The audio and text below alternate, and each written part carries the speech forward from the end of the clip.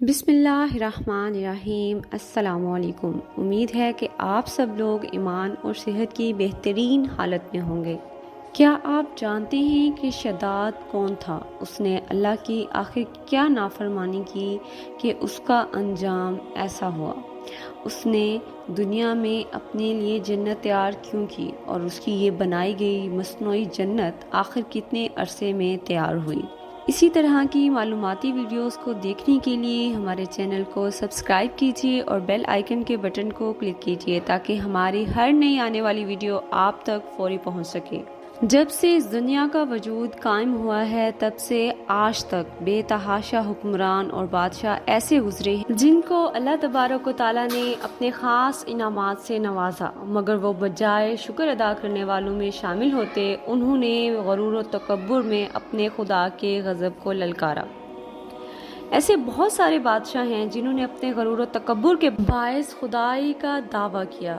نعوذ باللہ، یہ بدبخت لوگ خدا کے غضب سے ڈرے بغیر بڑی ہی ڈھٹائی سے اللہ کی وحدانیت کو انکار کرتے رہے، مگر میرے مالک الرحمن اور الرحیم نے پھر بھی ان گناہ گار اور مشرک لوگوں کی جانب اپنے بے شمار انبیاء کرام کو بھیجا تاکہ وہ سیدھے راستے کی جانب لوٹ آئیں، مگر ان کی سرکشی اور ان کی انا پرستی ان پر اتنی غالب تھی کہ وہ اسی گناہ کی حالت میں ہی رہے، یوں اللہ تعالیٰ کی وحدانیت کا انکار ہی کرتے رہے اور شرک میں ہی پڑے رہے۔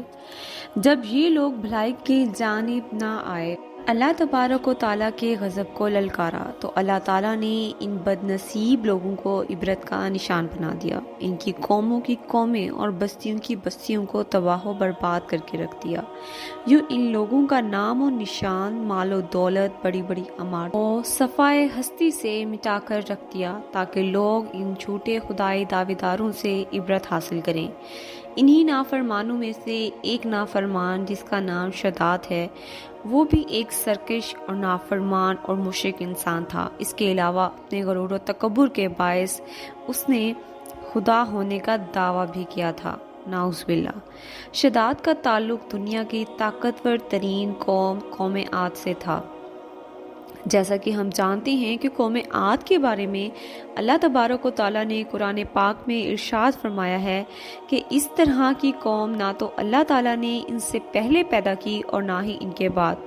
وہ بہت زیادہ طاقتور دو ہیکل تھے۔ یہ لوگ احقاف کے اندر آباد تھے۔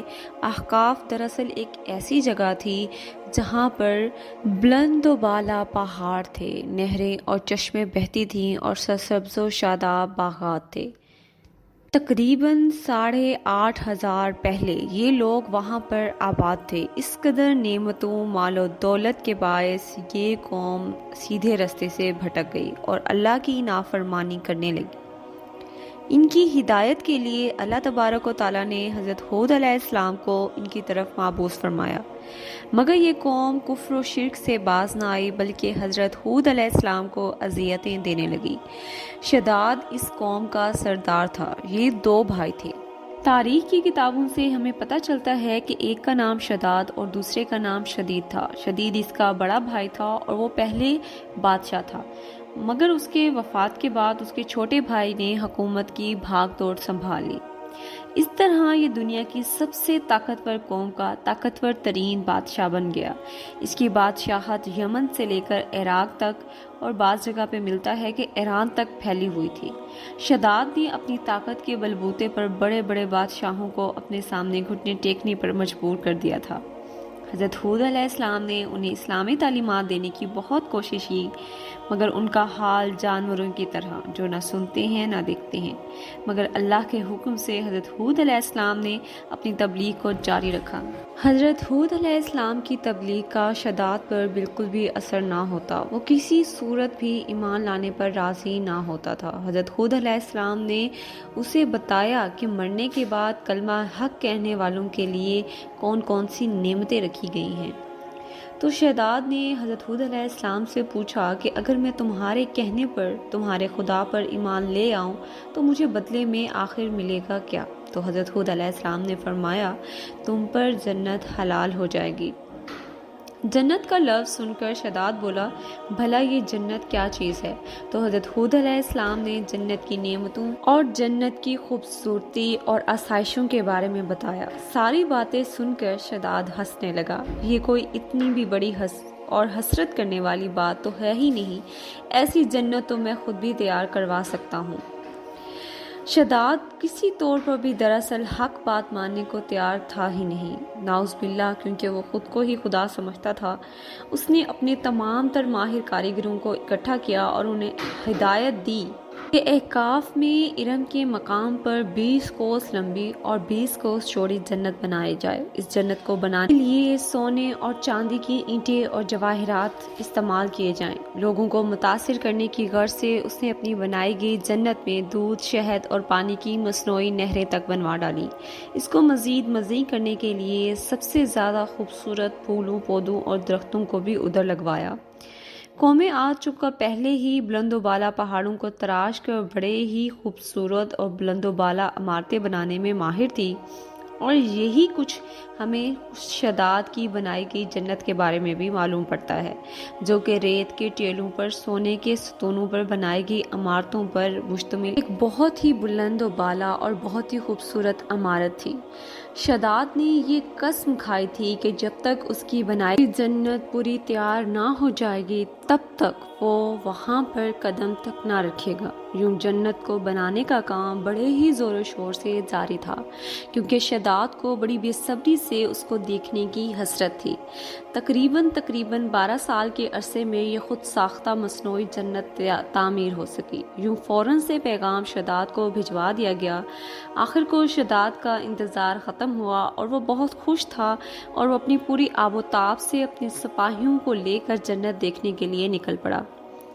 मगर जैसे ही वो जन्नत के दाखिली दरवाजे पर पहुंचा तो उसने उस दरवाजे पर एक शख्स को पाया, और वो उस शख्स को देखकर हड़बड़ा गया और अपने साथियों को कहने लगा कि ये शख्स मुझे मेरी जन्नत में दाखिल होने नहीं देगा। उनके साथी हैरान और परेशान थे कि भला ये शख्स कौन है जो शदाद को जन्नत में जाने से रोक सकता है। शदाद उस शख्स के आगे ज़ोरा कुतार रोने लगा, उस शख्स की मिन्नतें करने लगा कि मुझे जन्नत में दाखिले की इजाज़त दे दो। मगर वो शख्स दरअसल जो मुल्कुल मौत था कहने लगा, नहीं, मेरे रब का हुक्म आ गया है। यूं मुल्कुल मौत ने अपने फरीज़े को सरअंजाम देने के लिए शदाद की रूह को कब्ज़ कर ली। इस बदबख्त इंसान को अपनी ही बनाई गई जन्नत को देखना तक नसीब ना हुआ, जिसको पाने के लिए उसने दुनिया जहां की मालो दौलत लगा दी थी। उसके बाद उसकी कौम, जो कि उसकी तरह ही गुनाहगार और मुशरिक थी, वो भी अल्लाह के गज़ब का निशाना बनी। अल्लाह ताला ने हज़रत जिब्राइल अलैहिस्सलाम को हुक्म दिया कि इन बस्ती को तबाह व बर्बाद कर दिया जाए। तो हज़रत जिब्राइल अलैहिस्सलाम ने इस पूरी बस्ती को अपने परों पर उठाया और आसमान की बुलंदी पर ले गए।